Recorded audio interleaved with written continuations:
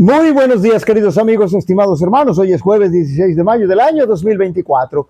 Vamos a reflexionar la lección de escuela sabática que se titula La cronología profética más larga. Decíamos ayer que William Miller necesitaba investigar en qué fecha iniciaban las 70 semanas que estaban determinadas, cortadas o destinadas para el pueblo de Israel. Y con la luz que Daniel arroja respecto a las 70 semanas es suficiente para que William Miller comience a indagar el dato. Notemos ahora lo que la Escritura señala al respecto.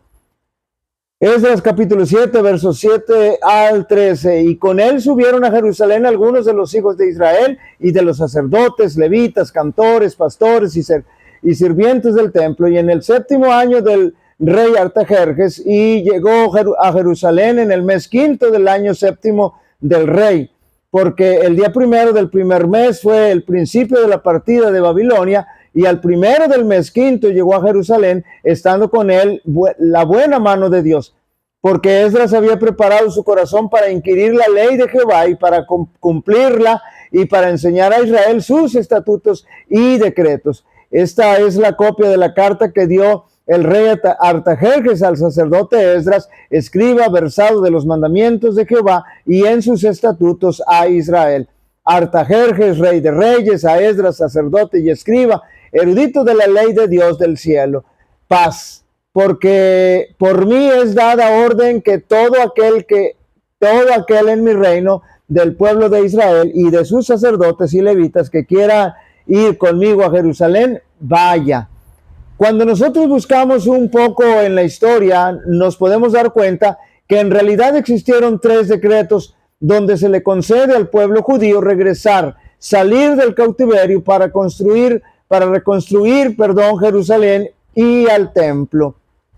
Y fue precisamente este tercer decreto que emite Artajerjes, rey de Persia, el que se toma como referencia de partida para el inicio de las 70 semanas, el cual da el inicio de la profecía de los 2300 días. Por lo tanto, el año de referencia es el 457 antes de Cristo. Ahora, William Miller podía entender con certeza las palabras de Daniel 9, 25 y 26. Sabe pues y entiende que desde la salida de la orden para restaurar y edificar a Jerusalén hasta el Mesías príncipe, habrá 7 semanas y 62 semanas. Se volverá a edificar la plaza y el muro en tiempos angustiosos, y después de las 62 semanas se quitará la vida al Mesías, mas no por sí, y el pueblo de un príncipe que ha de venir destruirá la ciudad y el santuario, y su fin será con inundación, y hasta el fin de la guerra durarán las devastaciones. Daniel dice que desde que saliera la orden para reedificar y restaurar Jerusalén hasta el Mesías, habrían de transcurrir 69 semanas proféticas, es decir, 483 días proféticos o años literales. Y siendo que el decreto se expide en el otoño del año 457 a.C., entonces los 483 años se extienden hasta el otoño del año 27 después de Cristo.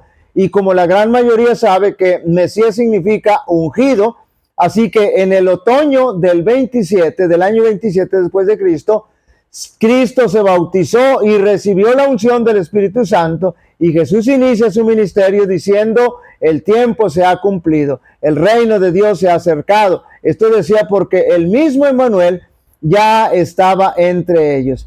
Pero en la primavera del año 31 después de Cristo, exactamente a la mitad de la semana, es decir, 3 años y medio, y después del bautismo de Jesús, Jesús fue crucificado. Por eso decíamos que la profecía de los 2300 años es muy importante, porque comprende o encierra acontecimientos muy importantes, además de ser la profecía con tiempo definido más larga y de paso la última. Y allí literalmente la ley ceremonial alcanza su cumplimiento. El tipo que era el corderito que se sacrificaba se encuentra con el antitipo que es Jesús, y a partir de ahí no tiene más vigencia la ley ceremonial y la paga del pecado se consolida. Por lo tanto, los sacrificios que señalaba la ley ceremonial ya no eran necesarios. Y todo ello lo ha dejado bien claro Daniel.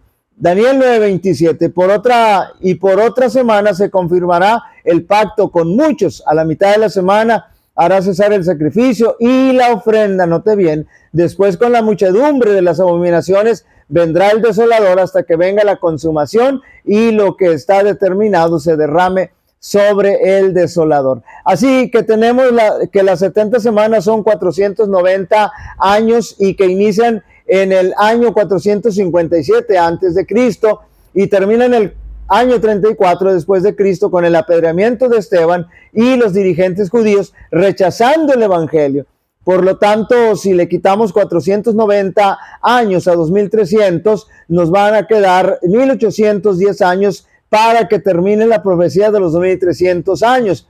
Por supuesto que esto nos lleva hasta 1844, cuando termina la profecía de los 2300 años, y donde Miller y los adventistas de ese tiempo, y pongan atención, cuando digo adventistas no estoy hablando de la iglesia adventista porque aún no existía todavía, sino que ellos eran adventistas porque esperaban que Jesús vendría en 1844, esperaban el advenimiento de Cristo y que la tierra sería destruida por fuego, pero eso ya lo explicamos el día de ayer con toda claridad. Y así es como nosotros hemos estudiado la profecía cronológicamente más larga, con tiempo definido, y muy definido, diría yo, y también la última profecía con tiempo definido. Las muchas profecías concernientes al advenimiento del Salvador inducían a los hebreos a vivir en una actitud, note bien, de constante expectación. Muchos murieron en la fe sin haber recibido las promesas, pero habiéndolas visto desde lejos, creyeron y confesaron que eran extranjeros y advenedizos en la tierra. Desde los días de Enoc, las promesas repetidas por intermedio de los patriarcas y los profetas habían mantenido viva la esperanza de su aparición. Todo el cielo se interesa por nuestra salvación. ¿Nos interesamos nosotros por nuestra salvación?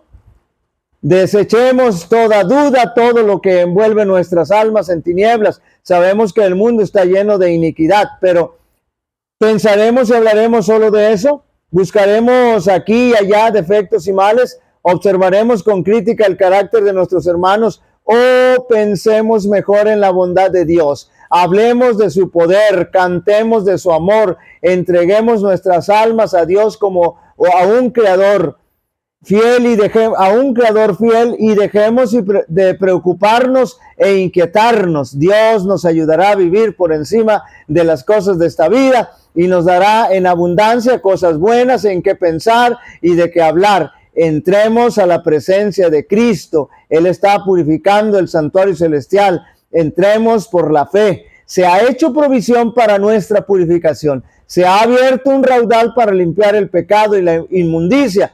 Pedid con fe la gracia de Dios y no pediréis en vano. Queridos amigos y hermanos, aunque al final de la profecía más larga, con tiempo definido, no vino Jesús, como erróneamente ellos creían, su fervor y su esperanza sí eran ciertos. El gran anhelo de ver aparecer al Salvador era tan grande y vivo que al darse cuenta de su desengaño les rompió el corazón. Pero su actitud fue admirable y debiera ser también nuestra actitud, estar preparados y listos como si Jesús viniera hoy. Que Jehová te bendiga y te guarde. Jehová haga resplandecer su rostro sobre ti y tenga de ti misericordia. Jehová alce sobre ti su rostro y te dé paz.